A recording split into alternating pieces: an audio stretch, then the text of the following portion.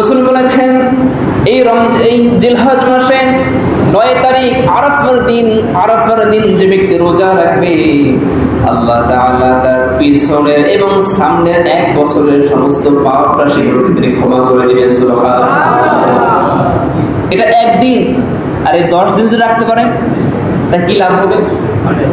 9 তারিখ আরাফার দিন, যেদিন হাজির আরাফার দিনে আরাফার ময়দানে হাজির হয়, সেই দিন যদি রোজা রাখেন পিছনের এবং সামনের 1 বছরের সমস্ত পাপগুলোকে আল্লাহ তাআলা ক্ষমা করে দেবেন। সুবহানাল্লাহ।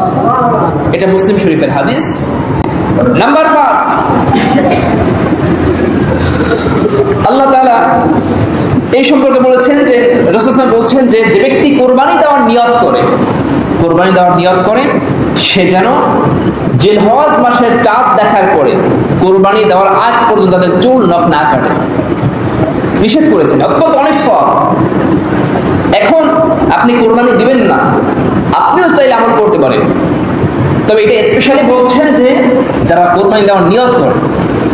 এরপর যদি আপনি কোরবানি দিতে সামর্থ্য নাই, আপনি যদি চান আমল করতে পারেন, সমস্যা নাই।